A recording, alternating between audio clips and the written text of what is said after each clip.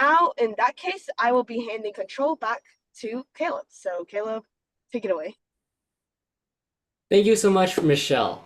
Now, before we get started with our workshop tonight, I would like to invite everyone to please turn on your cameras and remain muted throughout the session. This will help Ms. Irvine feel more connected to the group and makes the workshop more engaging and interactive for everyone. So please take a moment to mute yourself and turn on your camera. And now during the Q&A portion, when Ms. Irvine will open the floor up for questions, please raise your virtual hand if you would like to ask a question, like I'm doing right now.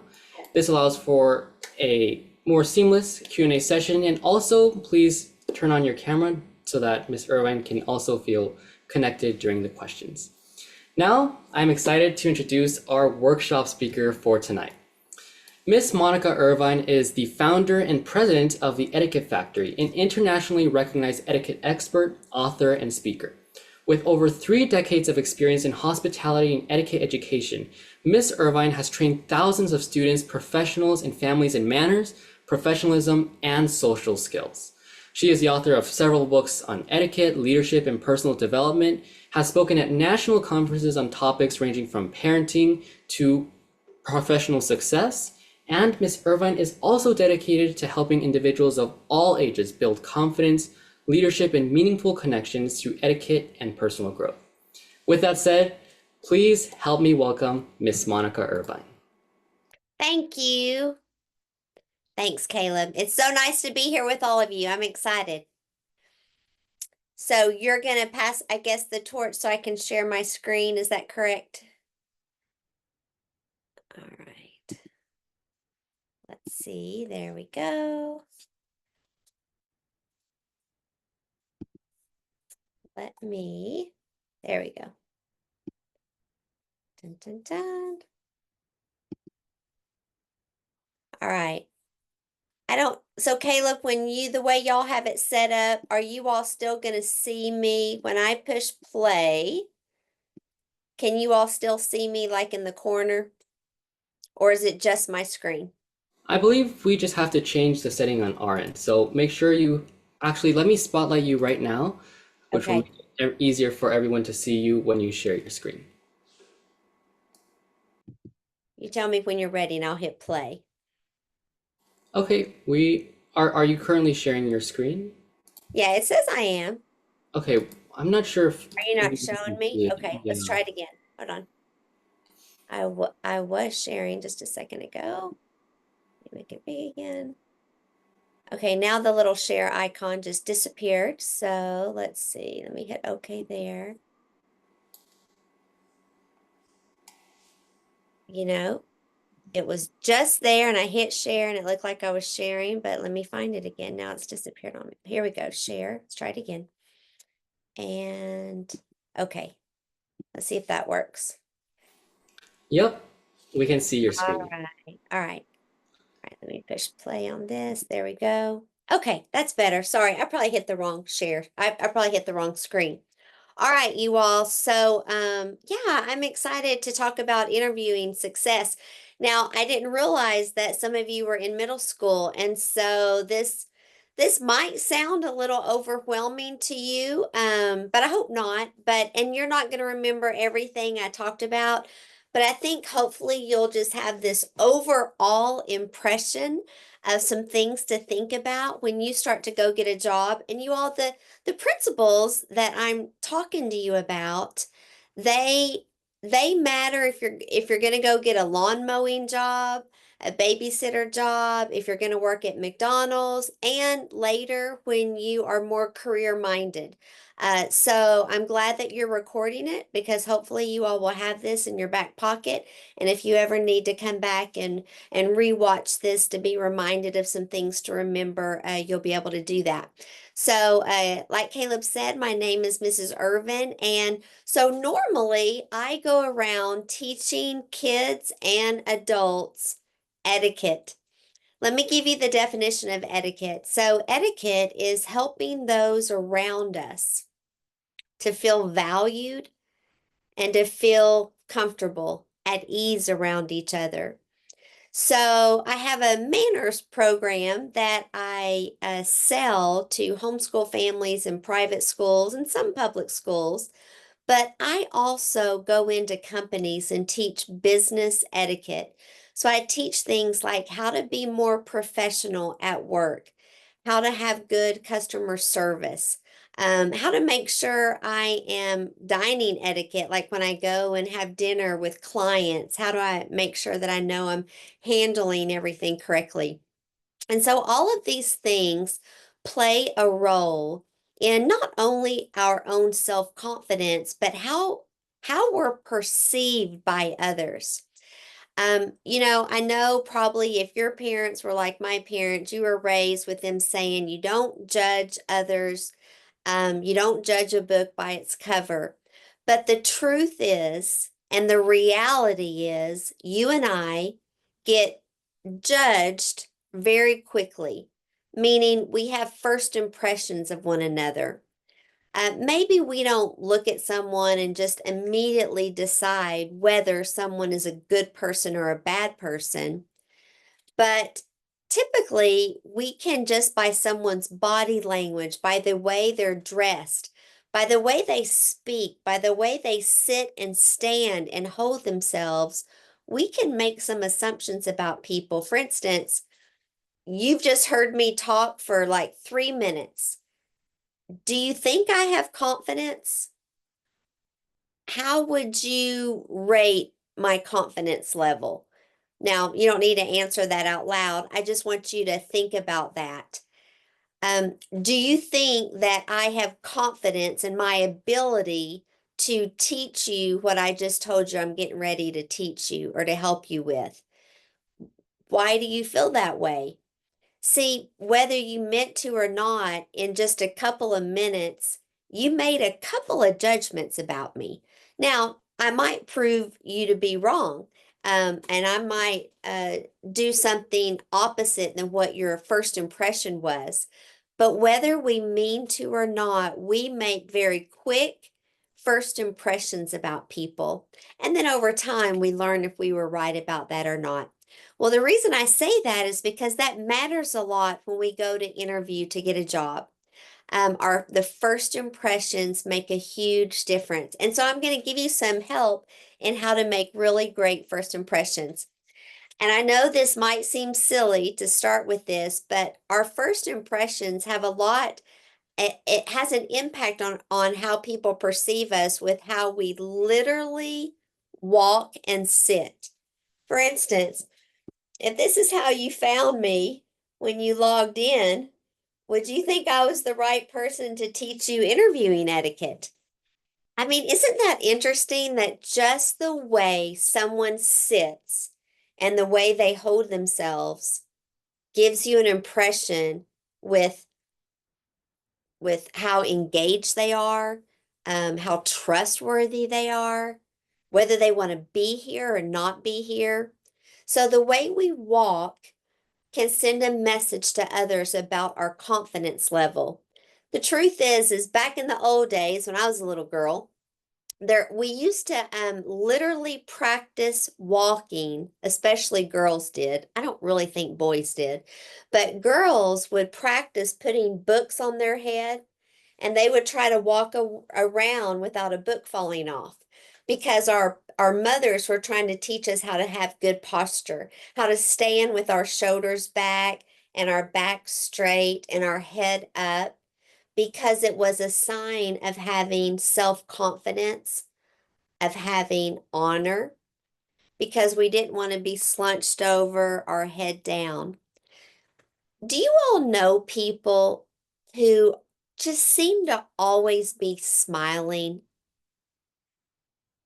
And then do you also know people who, no matter when you see them, they seem to always have a frown on their face? Now, my question is, who would you all rather be around? Now, I'm not trying to be mean or cruel to people who are having a hard day. We all have hard days, and we all have days where maybe our head is hanging low. But I just want us to realize that every day you and I decide about how we're going to enter the world? Are we going to go into the world trying to make a difference? Not so we can stand in front of everyone and feel like we're better than other people, but that we want to do good things. We want to be a good person. We want to make this world a better place. We want to be a blessing to our family and to our friends. We want, when people see us, we want them to be lifted a little bit, to like, oh, I'm so glad I'm running into you. Instead of, oh, here he comes. He's going to start complaining about how awful life is. And so the way we project our body language sends a message to people around us about how we feel about ourselves, but also how we feel about where we are and who we're with. If you're sitting there like this, it sure doesn't seem like you really want to be there. Now, have I ever been somewhere where I don't want to be and I'm still sitting there with a smile on my face and my back straight? Yes, because I want to show respect to the people that I'm with. And so how we walk and how we sit matters. Now, this says when we come in too slow or kind of slouched or apathetic, it sends a message that we really don't care. When we come in kind of too fast and too overexcited, it might send a message that we're nervous, we're lacking in confidence. Here's the hard thing is when you go to an interview, you're nervous. We all are. So as you practice engaging with people you don't know, and things like that is going to help you grow more confident in talking to people that you're not comfortable with. Have you ever noticed, like if you go to, I don't know how many of you all are homeschooled, but you go to school and you go to the lunchroom or you go to your worship and you go sit by the people you know, right? You go sit by the people you're most comfortable with. Well, one of the ways to help you increase in your confidence is if you every now and then look to go sit by someone that you don't know, just to see and practice your conversation skills. And if you're confident enough to be a little uncomfortable for a few minutes until a conversation gets going. So, how we carry ourselves really matters. Now, I'm not trying to overdo this, but I want to talk to you about also about how we sit. So, whenever you sit in an interview or you're a guest or you go somewhere where you're trying to make a good first impression, you absolutely want to sit with a straight back. And if you really want to show that you're so eager and excited to be there, which is sending a message that you're excited to learn something, or you're really appreciative about where you are and who you're with, you sit a little more towards the edge of the front of the seat. You avoid leaning back and lounging and putting your arms on tables and leaning over because it sends a message that you're tired, you really don't want to be there, and you really wish this would just wrap up.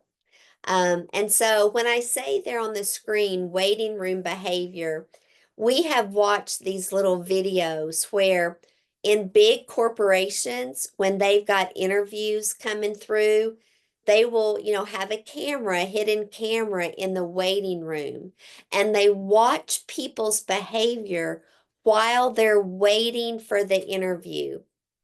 And so, like when they see someone sitting there biting their fingernails or twirling their hair, these are known as nervous tics. And sometimes we do them, right? Or we're fidgety when we're nervous, we're wringing our hands and we're moving around in our seat a lot.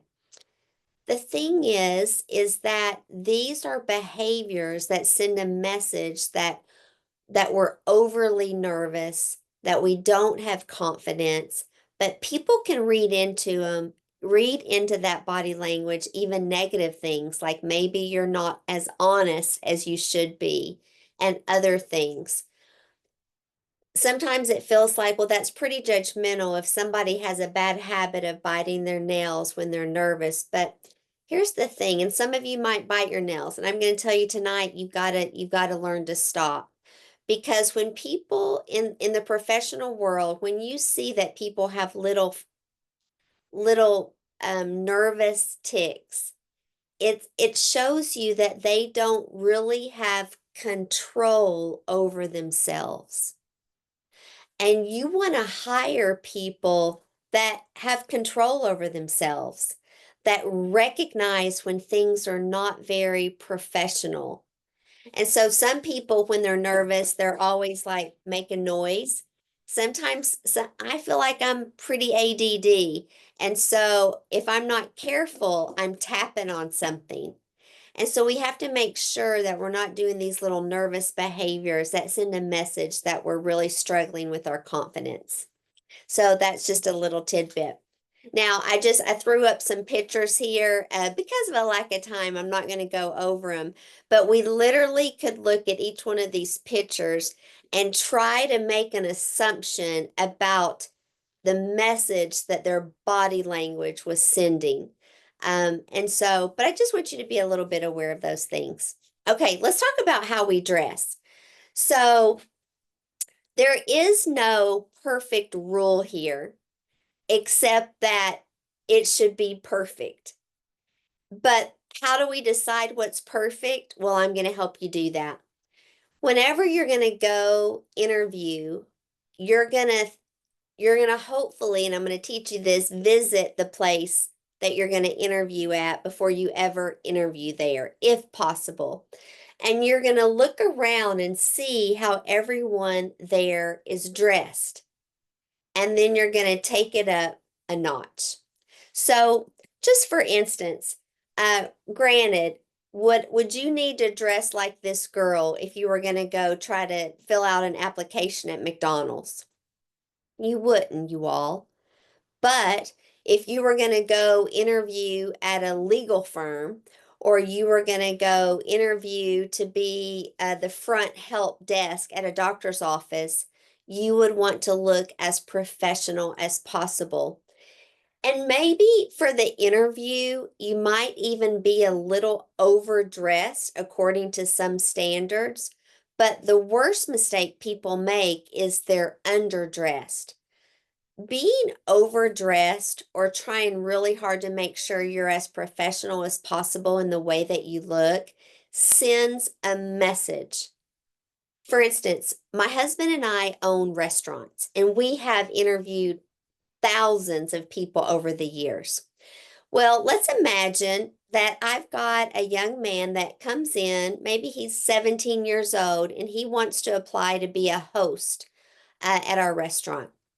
And he walks in with his blue jeans and some flip-flops and a t-shirt. And he walks in, he's like, "Hey there, I'd like an application." And I'm going to say, "Okay." And I'm going to hand him an application. He's like, "Hey, you got a pen I could borrow?" And I'm going to say, "No." And he's going to say, "Okay, I'll be back later." And he disappears. And then next comes in another young man, same age, but he walks in, and maybe the kid still has blue jeans on because that's all he's got.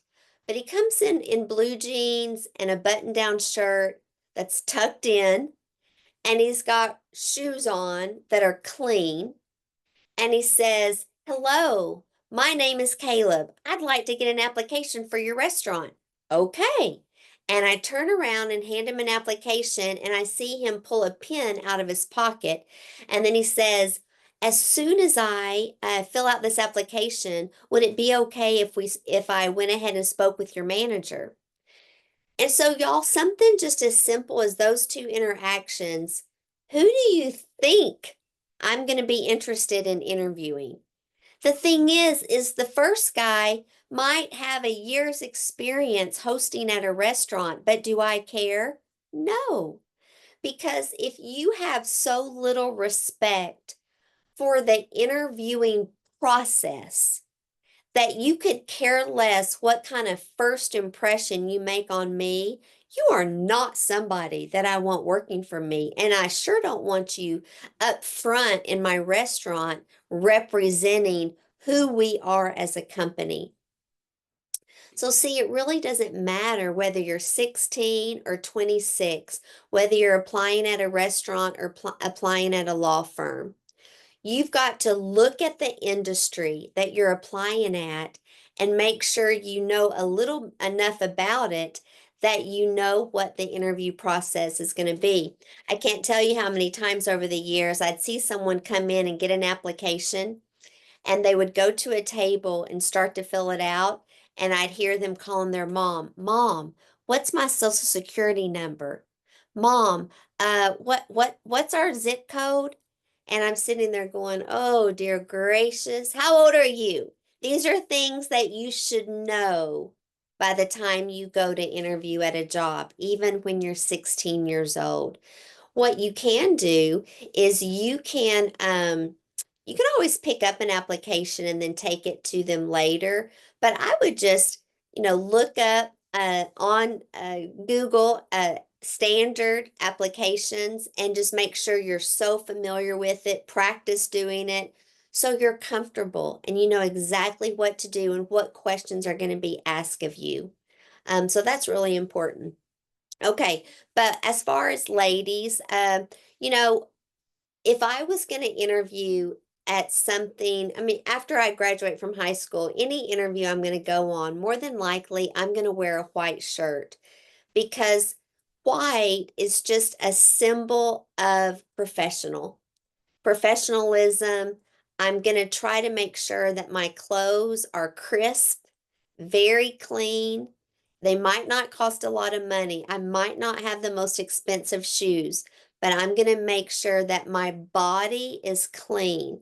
I'm going to make sure if I'm a woman that I don't wear, you don't want the person interviewing you to only be able to remember how big your earrings were or how much eye makeup you had on. You want them to just be able to focus on you as a person and the things that impress them about you. So you don't want to wear things that distract them from who you really are. And so sometimes people today, young people, get offended when I say be modest because that's just seems like a hot topic button. But the truth is, what modesty means in dress and professionalism is that you don't dress in a way that just it's like you're a strobe light going off to everybody and that you're sending a message, hey, I want everyone to look at me. You want your appearance to not draw so much attention, but just to be very professional. Same thing goes for you guys. No, you don't need to dress like this to go work at McDonald's, but you need to have the same care in your grooming and your appearance. We want to make sure that we're clean shaven, that our hands and our fingernails are clean. You all, I have had people come in and apply for a job, and their fingernails were so dirty that I didn't want to shake their hands. Or their fingernails were really long, and I didn't want to shake their hands. So that might sound petty, but our grooming matters. I've had people come in and interview with sandman in their eye. Do we all know what sandman is? It's a slang term. Um, I've had people come in with really bad breath, with bed hair, where you can tell they haven't really combed the back of their hair because their hair's still really flat from sleeping the night before. These are things that people notice.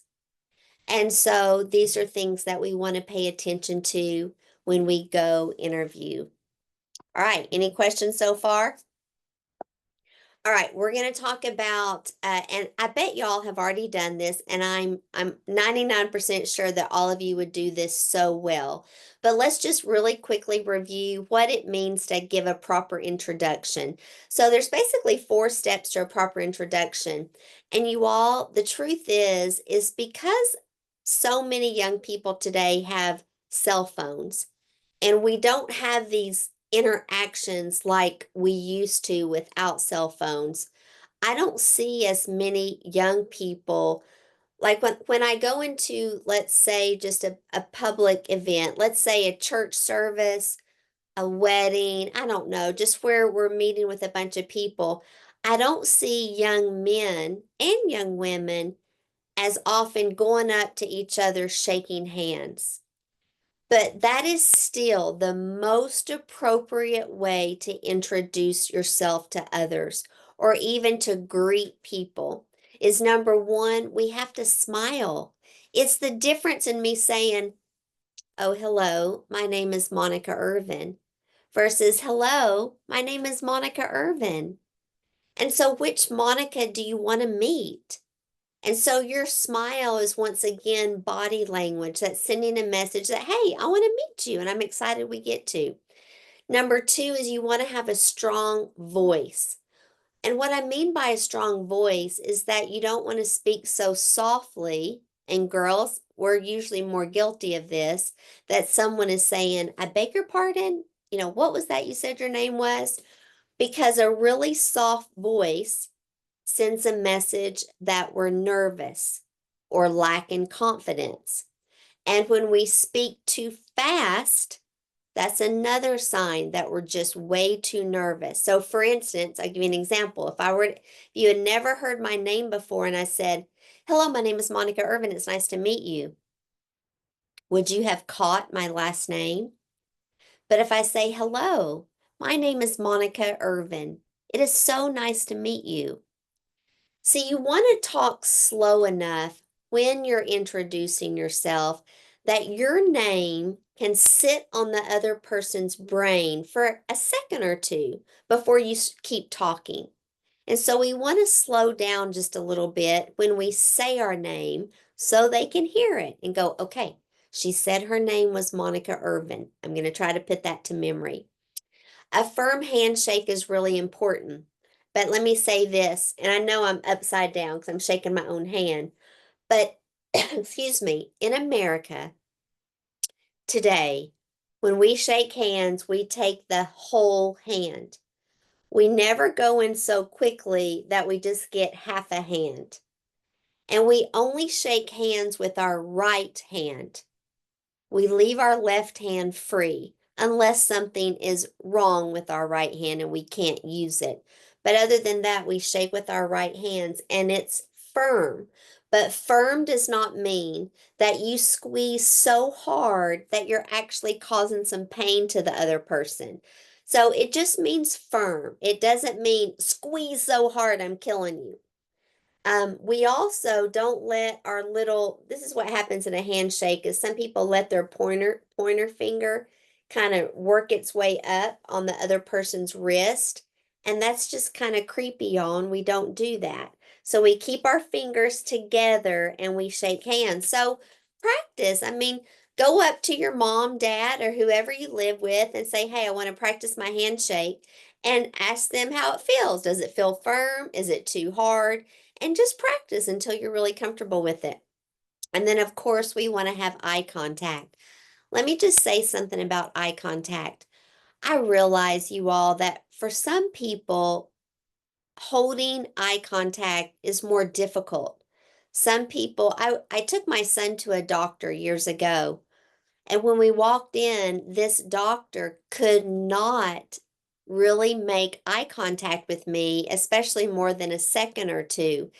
And it was, I kind of felt bad for him, but here he was, a medical doctor in his 40s, and he couldn't keep eye contact with me. And so it's something that if it is hard for you, I'm just going to ask you to practice a lot. When you are meeting someone, your eyes should never drop.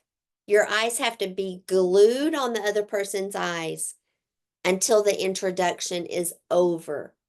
Now, once we're in conversation, just casual conversation, our eyes are supposed to be looking at the other person's eyes about 90 to 95% of the time.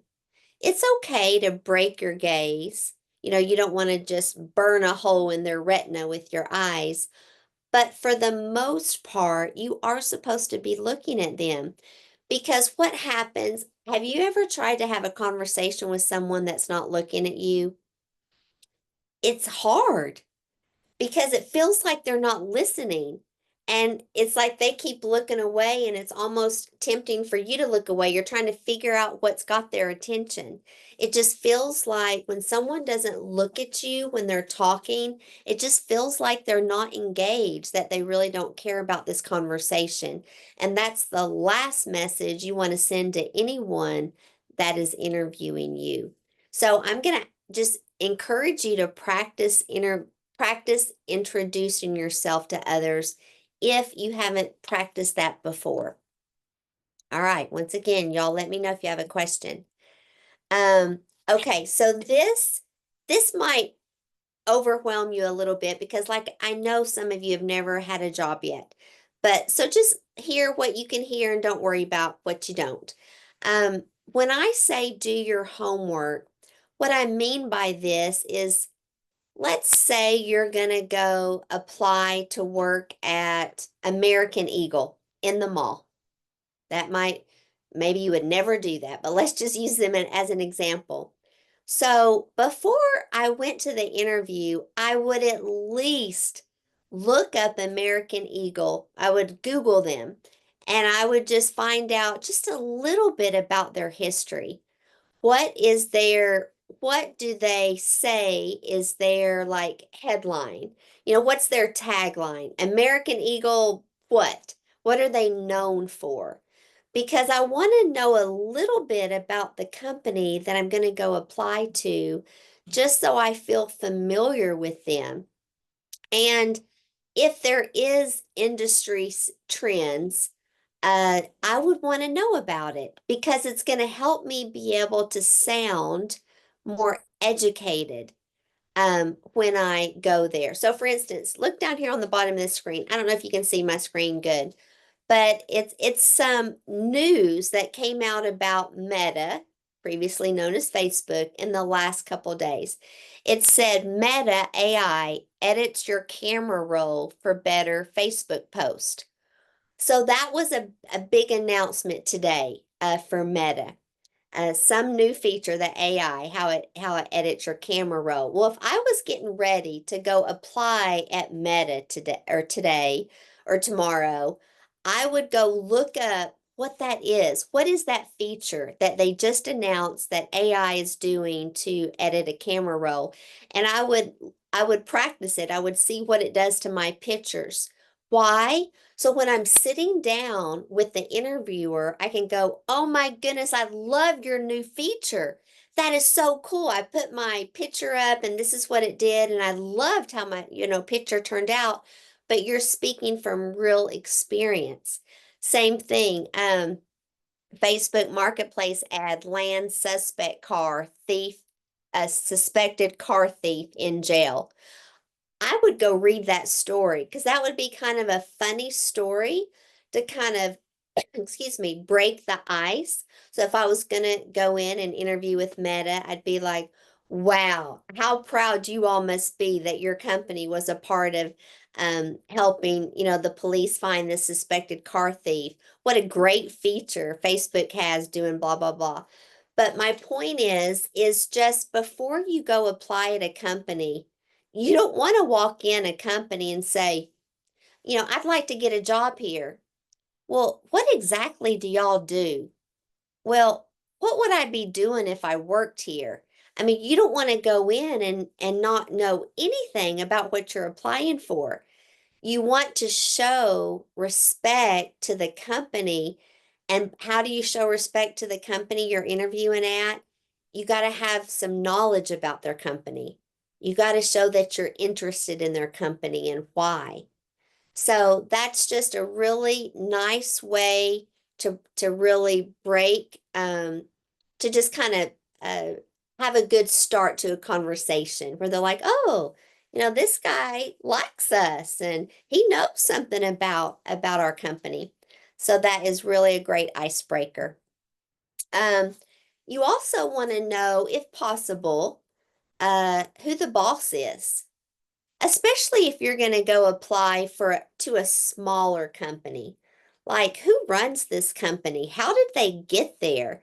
You can look, I don't know how many of you all know about LinkedIn. LinkedIn is a website, a social media type platform where people get on there and show their um, just their professional bio. So you can go in and really learn about how did someone get started. Like if you went on to Monica Irvin on LinkedIn, you would read a little bit about how I started the Etiquette Factory, my company. And so it's nice, once again, you're showing a company that you took some interest in how they all started. Um, Also, if you happen to know who you're interviewing with, you would do the same thing. Um, I one time uh went in, I was doing some legislative work. I went down to the Capitol in Tennessee and I was going to meet with the legislator about a law that we were trying to get passed. Well, I kind of this was kind of a last minute decision that I made to run down to the Capitol to try to help with this bill that we were trying to pass. And so I just decided, I looked at the committee, who was on this committee, and I went and visited all their offices. Well, I went to this one office and he was there. And I start telling this guy about this bill that we're trying to get passed and why this is a good bill and how important this bill is. And all of a sudden he said, Miss Irvin, you do know that I'm the one that wrote the bill. And I didn't know it, y'all. And I was so embarrassed. I should have known that. And I was talking to him as if he didn't know anything about the bill. And it was just, it was a really embarrassing moment for me. And so the point is that you want to know a little about, if possible, you want to do your homework on exactly who's interviewing you so you don't go in saying things that might really embarrass you because you just didn't do your homework. So, the lesson here is whenever you do go interview, do some homework on where you're going to interview and who you're going to interview with. And that's going to take you so far. And you don't have to know everything.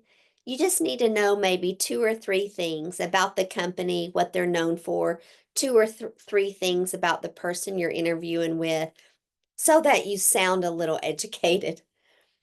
All right.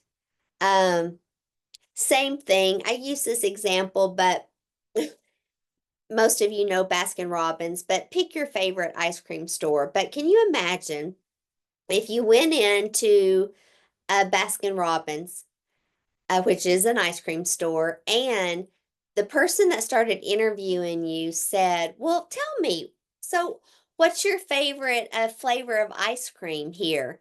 And you said, oh, I don't know. I've never been here before, or I've never eaten your ice cream. That would be kind of embarrassing, the fact that you're trying to apply for a job that you're going to represent their ice cream company and you've never even eaten an ice cream there. So, once again, it's just as you can show your familiarity with the product and services that they offer, it's going to go such a long way in impressing who's interviewing you. Okay, y'all, I know this is a lot, but once again, y'all are recording it. And so you can go back if you need to right before an interview in the future and just refresh some of the things I'm telling you. One of the biggest mistakes that I think most people make in an interview is they talk too much and too long. And so, what a 30 to 60-second anecdote means is just little phrases that you can say that answers questions.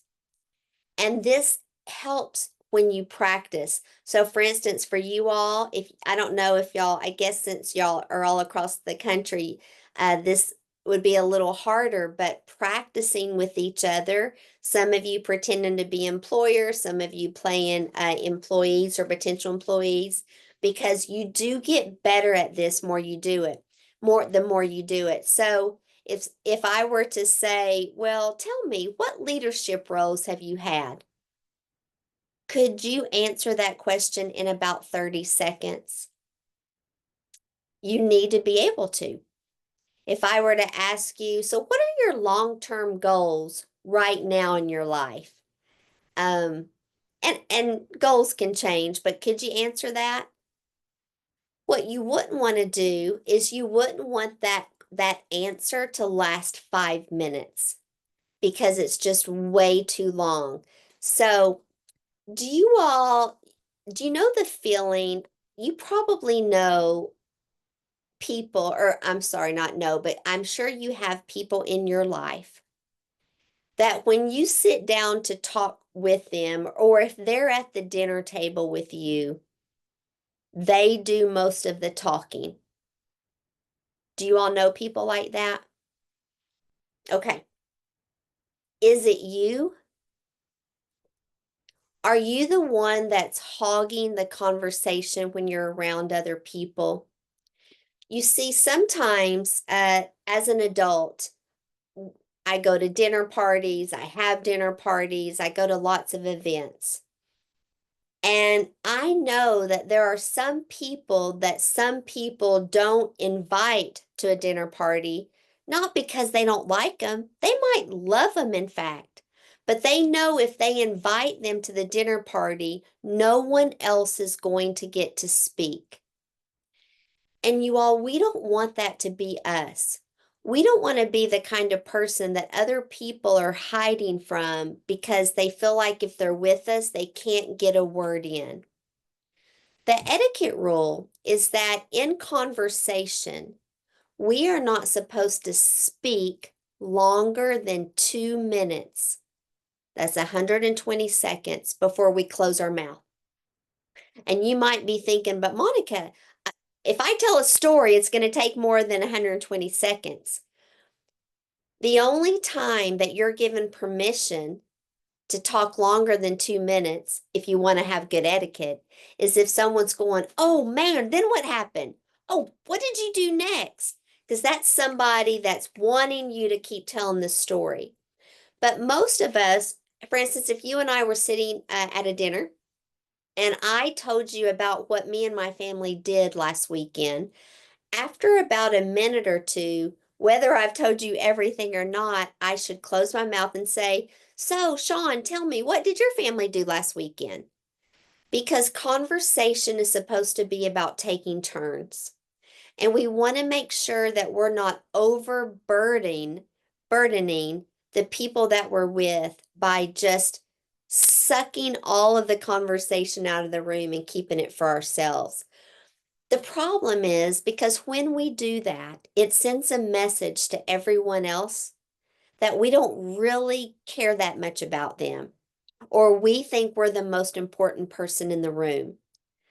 The way that we know, one of the ways that we can know that other people care about us is how often they ask us questions about us. You know, if you think about the people in your life, you all, that you most admire, that you most enjoy having a conversation with, I bet it's people who let you talk more than they talk and that show a real great interest in you by asking you a lot of questions about your life. So if you don't take away anything from tonight, this would be probably the most important thing to take away. Is we have to make sure that we show others we care about them by not over talking. So these are some good some little suggestions on you to practice being able to answer these questions in about 30 seconds.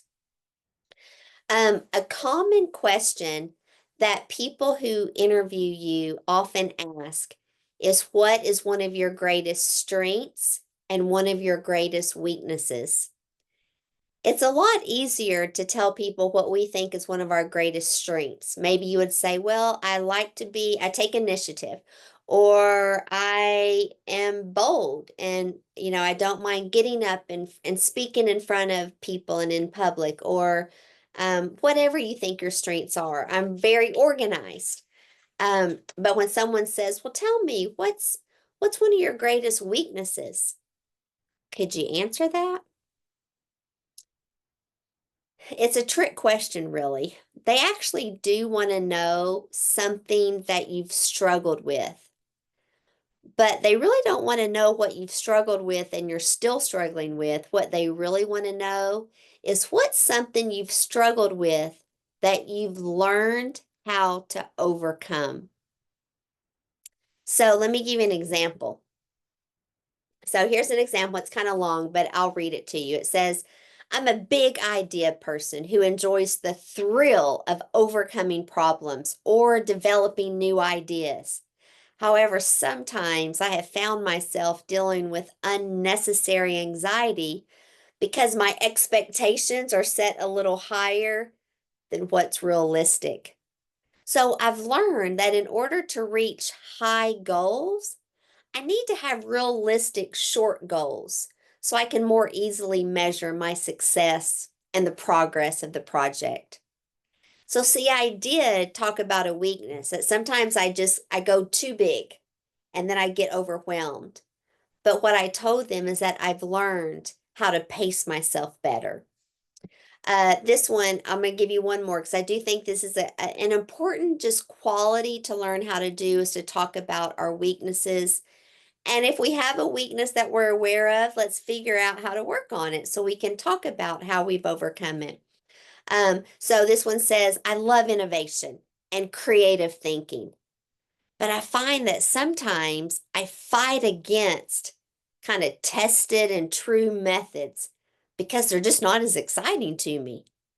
So I've learned that even though I want to be open to innovation, I need to also look for solutions that are the most effective and efficient, regardless of whether or not they're exciting.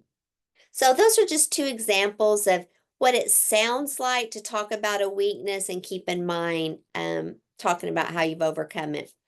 Okay, I'm just going to give you a couple more. Listen. From the very beginning of an interview, we want to really listen, not be so preoccupied with what we're about to say, but listen to what the person is telling us and asking us. Listening is a great skill. I've already talked to you about this. This says don't be too familiar. So this is just etiquette in general. Whenever we meet someone, well, let's not say meet. If you're going to interview, because you're the one being interviewed, you would never ask the person interviewing you a personal question unless they've asked you that question first. For instance, you're being interviewed, you wouldn't say and be the first one to say, so tell me, are you married? Or so tell me about your family. Or do you have children? Or did you grow up here? See, those are called personal questions. You're asking about someone's personal life.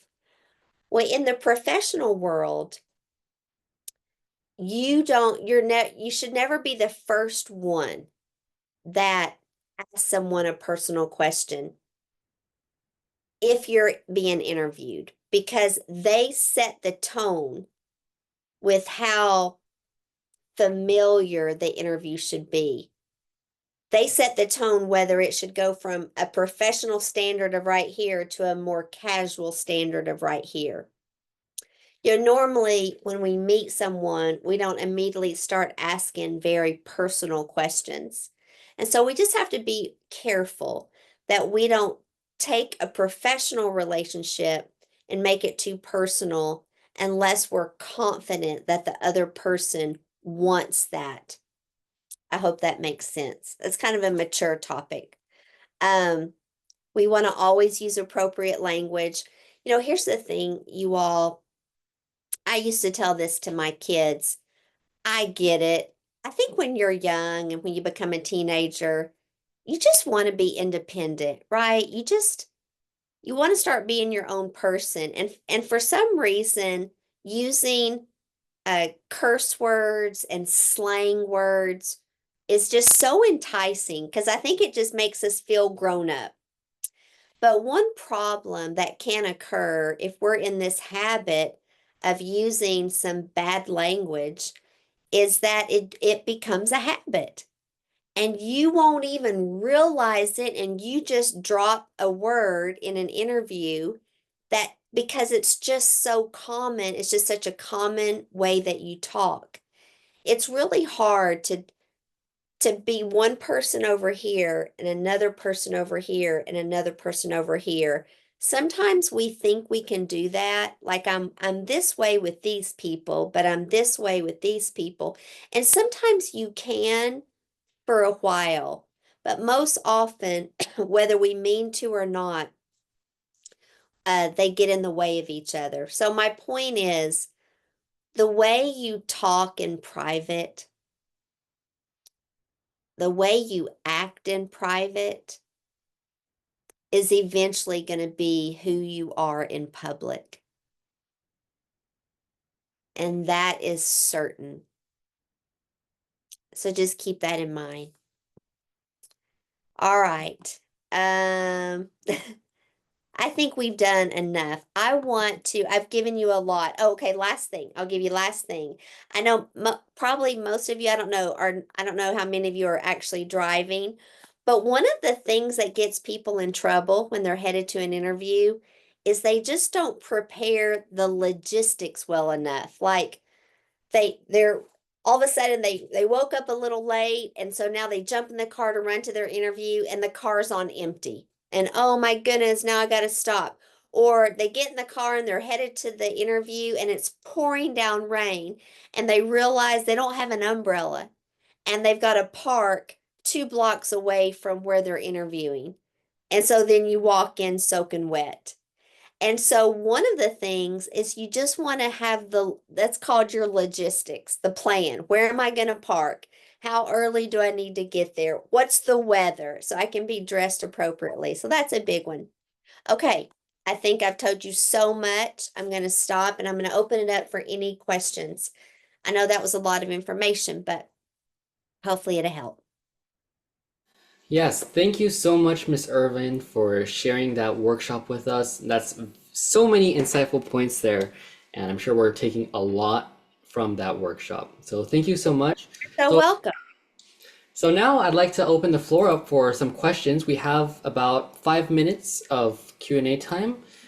So would anyone like to ask Miss Irvin a question? And it can be an etiquette question or a business question or an interview question. Oh, and just a quick note, Miss Irvin, would it be possible to stop your screen share so that we can Oh, see you yeah, in full sorry. view? Absolutely. Let me get my eyes on. Stop share. Got it. Okay. Okay, so would anyone like to ask a question?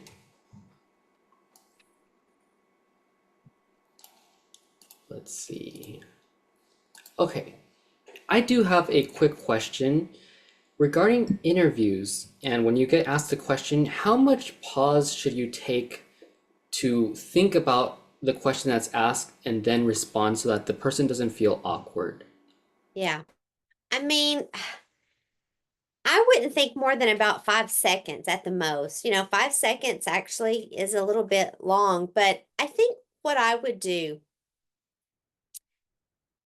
I do this with everything. If you have prepared the best you can, you're never going to prepare perfectly, and you're not going to know, you're going to be caught off guard with questions. But when you prepare, then you just go in and just trust your gut.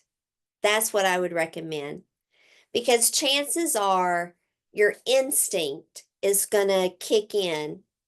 And if you have prepared properly, that's going to be your best answer. Instead of sitting there going, okay, what's the perfect answer? Just say what comes to your mind first. that's going to be your best chance of sounding authentic. And even if it's not the thing is most of us who interview know that the person's nervous and know it's not going to be perfect. But if you're smiling and you're sitting with a lot of confidence and you've got great body language and you look professional and you're saying yes sir, yes ma'am, and I'm excited to be here, that's going to go further than having the perfect answer. Thank you so much. Do we have any more questions?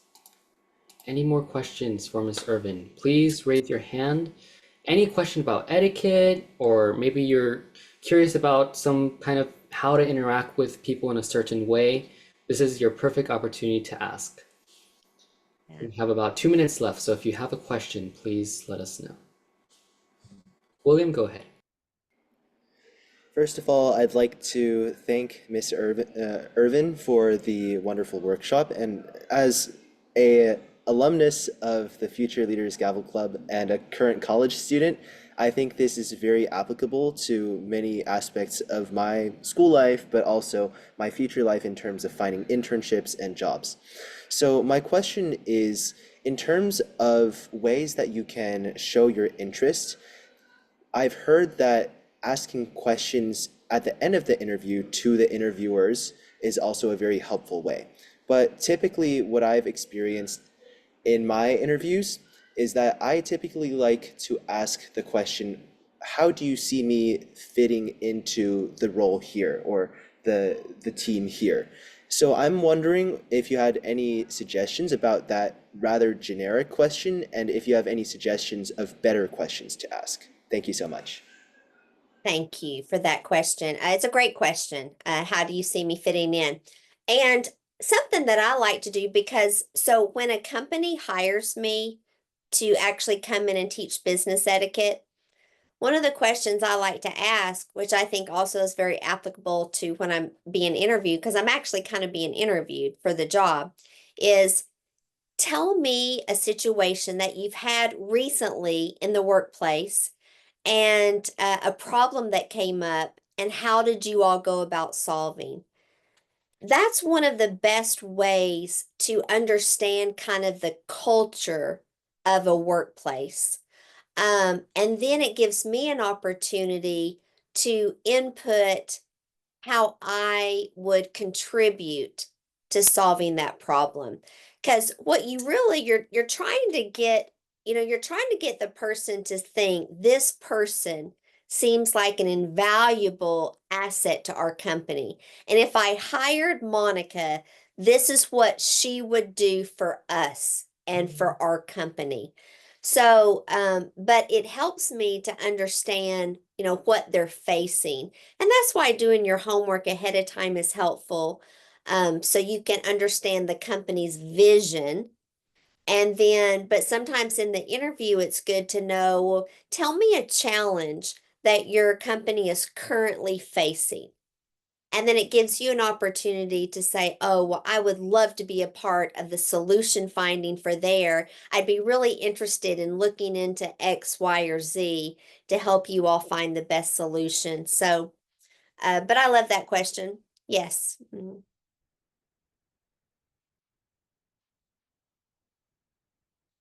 Well, you all, Caleb has gone through my manners classes.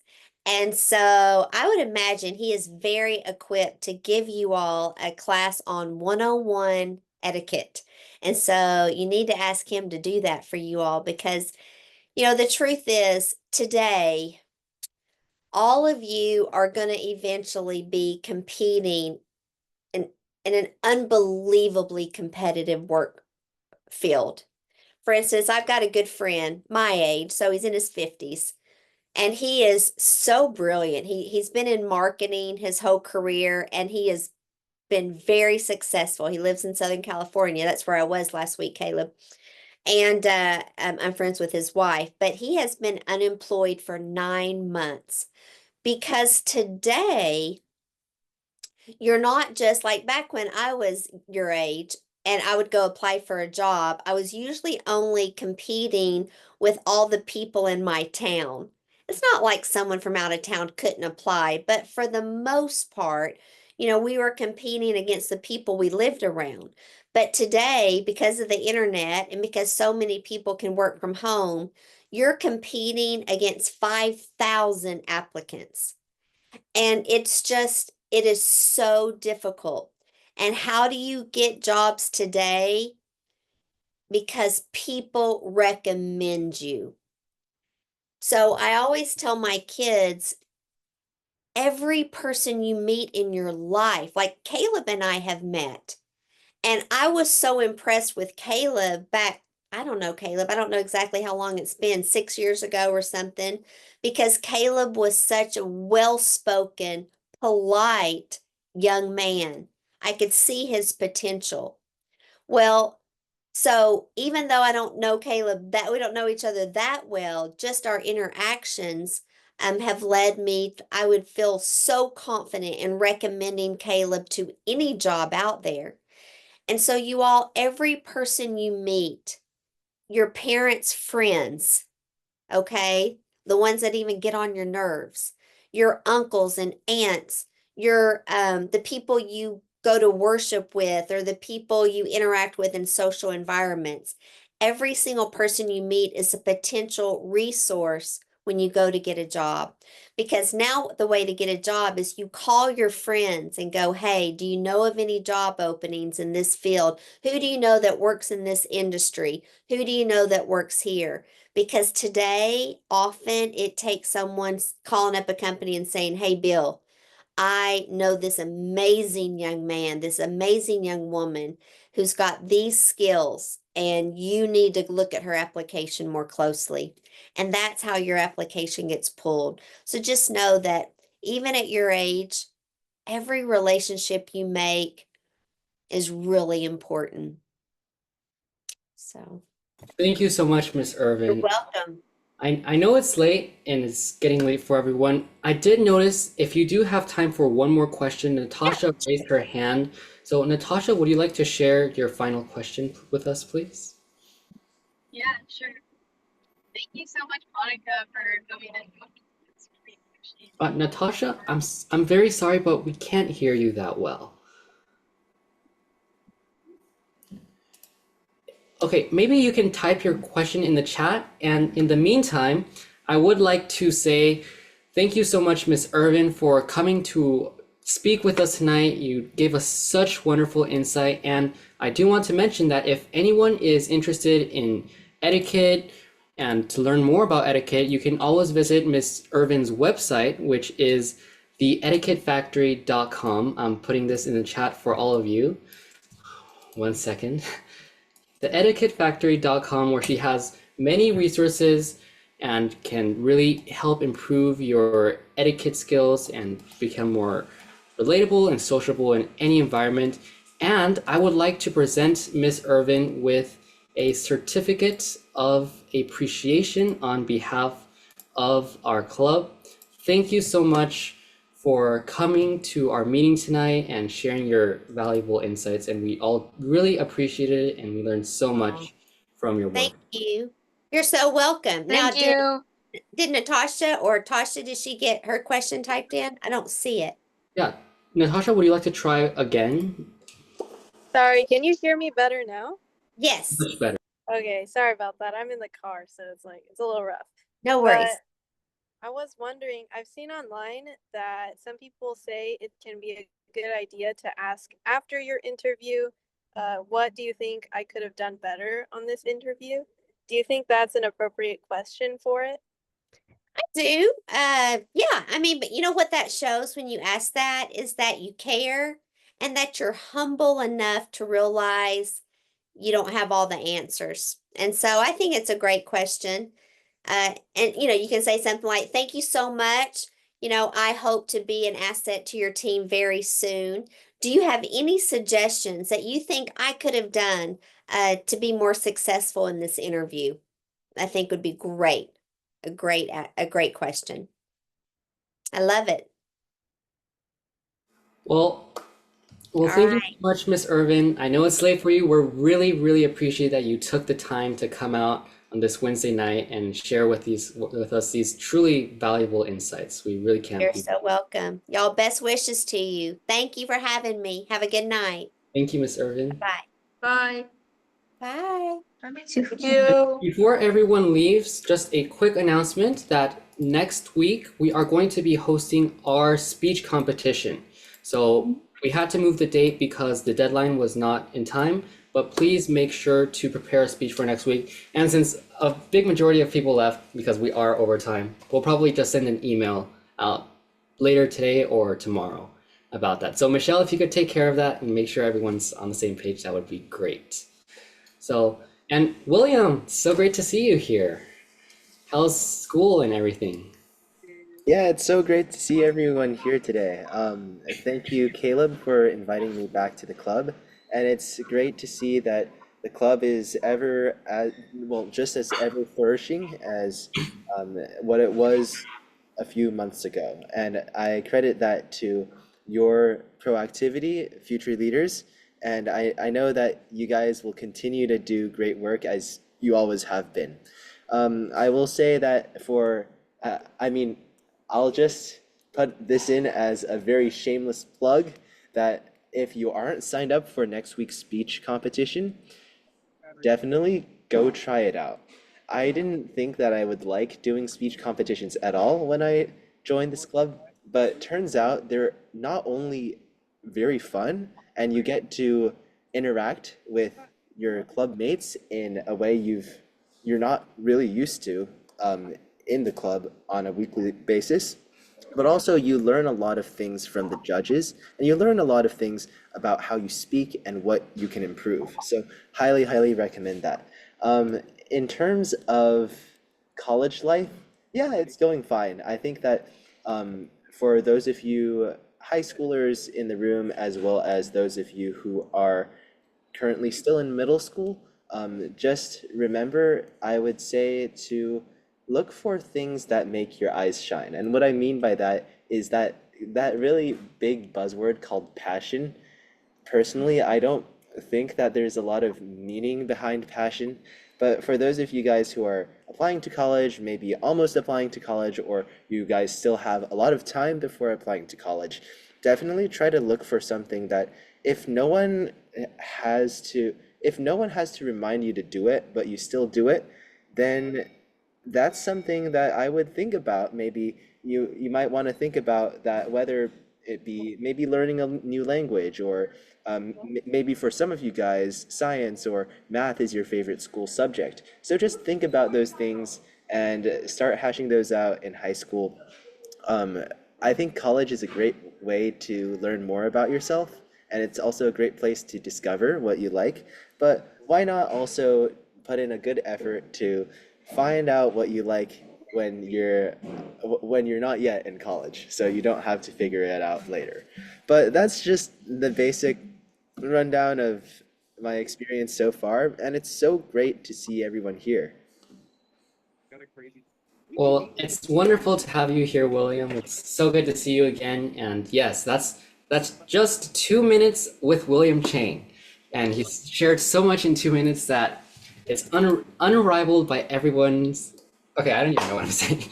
So thank you so much, William, for sharing those nuggets of wisdom with all of us. And yeah, maybe we can share that little recording of you inviting everyone to sign up for the speech contest. Yeah, Everyone. just as Miss Irvin said, go ahead, do what you'd like with the recording. Well, thank you so much. Well, I it's will so always good to be, catch up. I will always be the biggest advocate for this club, even even though I'm not formally a member anymore. Yeah, we definitely need to have you back sometime soon to share with us your experiences. Yeah. Yeah, well, does anyone have any questions for William? I know it's late for you too, William. No, go ahead. Like, if any of you guys have questions, I'd be happy to answer them now.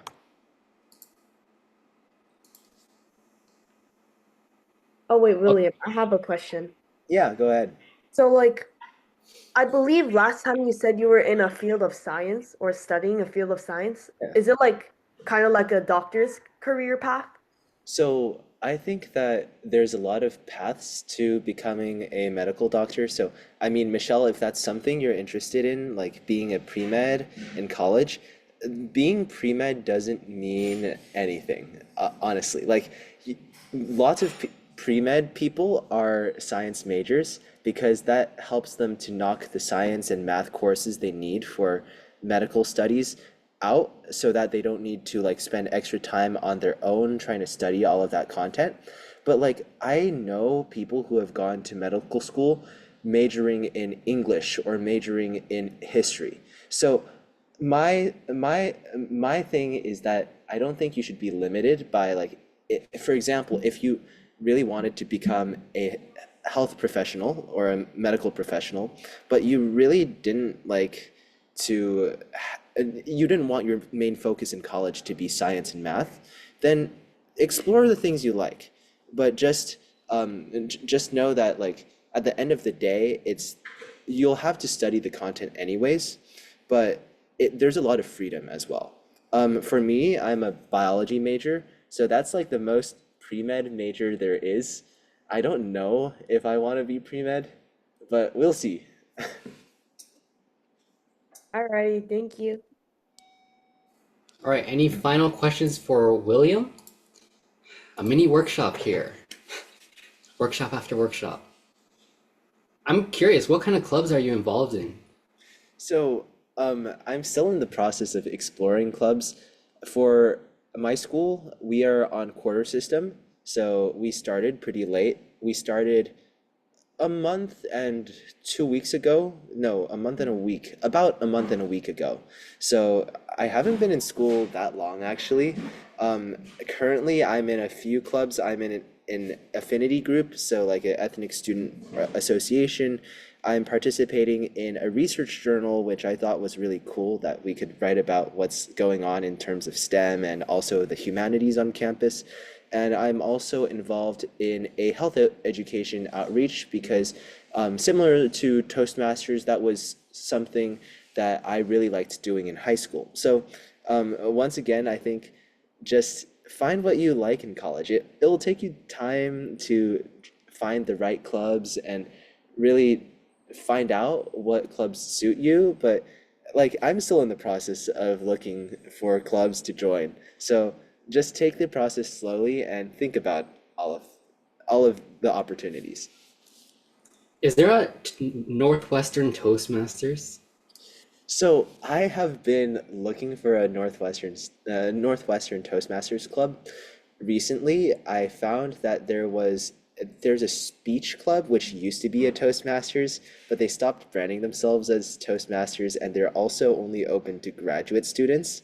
So at least my consideration has been, and I'll probably start this when my schedule's a little freer, or also like so I'm considering two possibilities.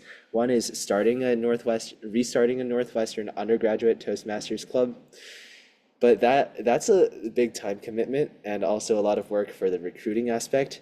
Or I could find an off-campus adult club, which is also a great option. The main challenge is, of course, scheduling everything.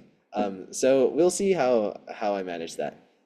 But it feels like when I graduated from FLGC, it feels like a part of me is still missing, and I'm still trying to find it. So hopefully I'll be able to fit in Toastmasters into my schedule once again. Yeah, that's great to hear. Well, we're excited for whatever you end up doing, and yeah, it's really great to have you. I'm glad you were able to make it, even though you're as busy as you are. Well, there are some things that are more important than my studies as of now. That's a great perspective for sure. So, yeah, well, I don't want to keep you over. I know you're busy, probably tired. So, thank you so much for coming to the workshop, and thank you everyone else for sticking around and supporting William. Yeah, thank you all for staying behind. You guys could have just like left. I mean, if you didn't have any questions or I know you guys are busy middle and high school students too, so I feel bad about keeping you guys over, but yeah, please um please, all of you, I think most of you have access to my email address, or Caleb, if people want my email address, you're more than welcome to share my email address with anyone who asks. But in that case, I guess I will hop off the call. But thank you so much once again, all of you, for inviting me back, and it's so great to see all of you again. Yeah, you're a leadership legend. And look, like Michelle just sent out an email about our intra-speech club contest change. Like you are the inspiration behind us. So really, really appreciate you coming here.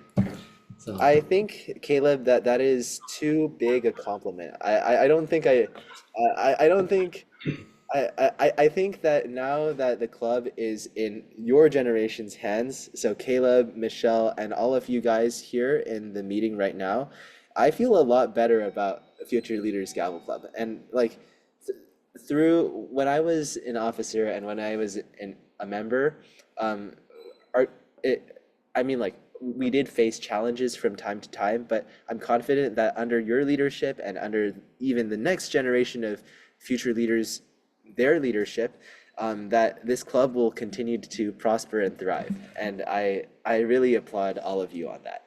You guys are the true future leaders. wow, well, we had a mini workshop with William Chang. So thank you so much, William, for presenting at the Future Leaders Gavel Club. We'll definitely plan to have you back because you're going to share so much insight and it's going to be great. So keep us posted on your college journey and hopefully we'll see you back here soon. Yeah, thank you so much. All See right, you bye everyone. Have a great week.